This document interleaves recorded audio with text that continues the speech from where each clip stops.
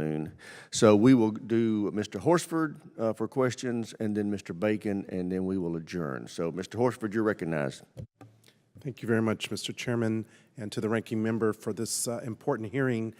My district in Nevada includes the Nevada National Security Site, an enterprise of multi-mission, high-hazard experimentation facilities delivering technical and service solutions in support of our nation's national security. The world-class work that's being done at NNSS would not be possible without the hardworking individuals who come from all over the state of Nevada. The primary mission of NNSS is to help ensure the nation's nuclear weapons stockpile remains safe, reliable, secure from our adversaries, and host all three NNSA laboratories. Chair Creedon, given your previous positions at NNSA, can you talk about the importance of the facilities across development, production, sustainment, and dismantlement in ensuring that the U.S. maintains a safe, secure, and reliable nuclear deterrent? Yes, thank you very much for that question. The National Nuclear Security Site at Nevada, the Nevada Test Site as we often refer to it historically, is really where so much of the experimental work at NNSA is done. So one of the key new projects that's underway right now is called ECSE. It's the Expanded Capabilities for Subcritical Experiments, and that doesn't really say much on its face. But what this does is this is a whole laboratory underground with an accelerator to help the United States more fully understand the functioning of nuclear weapons so that we can not only maintain them, but that we understand them so that we can do more things in the future, whether that's pit reuse, whether it's developing new pits based on the heritage of the tests at Nevada. It's the whole ramification. So much work is done out there. There's also, and I mentioned earlier, some of the verification work that NNSA also does.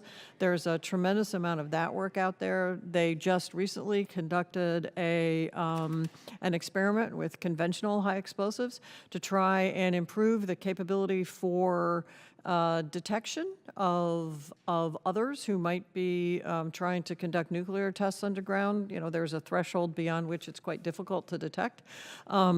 And it's also a host for a number of other government agencies who can bring their experiments to Nevada because of the size, the space, the complexity, and frankly, the workforce. But like all the sites, Nevada also has a challenge with respect to the workforce. It's, as you know, it's a very remote site. It takes a long time to get out there. So really focusing on the workforce out there is also hugely important. I was just speaking to a group of workers over the weekend, in fact, based on a contract issue that we're trying to get addressed, so I agree. What findings and recommendations specific to sites such as NNSS did the Commission make to address any current shortfalls and or improve management going forward? So what we looked at primarily was, as I mentioned, the state of the infrastructure. Nevada it's huge. I mean, the Nevada site is huge. I don't think it's often recognized how big it really is. So it has hundreds of miles of roads and that need maintaining. In many respects, it's a small state.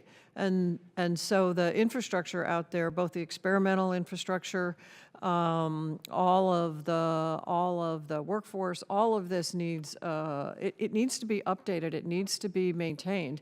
One of the things that we talk about with respect to the infrastructure is on the NNSA side, other than some of the scientific infrastructure, like some of the work that was done historically on the subcriticals experiments, we didn't do much in terms for quite a while, and so now we're kind of playing catch up on this infrastructure, and so it's important that this get funded and that it get funded consistently, as I mentioned, without CRs, hopefully, and that there are adequate funds to do the planning and people to implement it. But it's a big infrastructure problems. We talk about maintaining infrastructure in perpetuity so that we don't take these breaks in the past where we lost the ability to do things. Thank you for underscoring the points on infrastructure and funding, sustainable funding.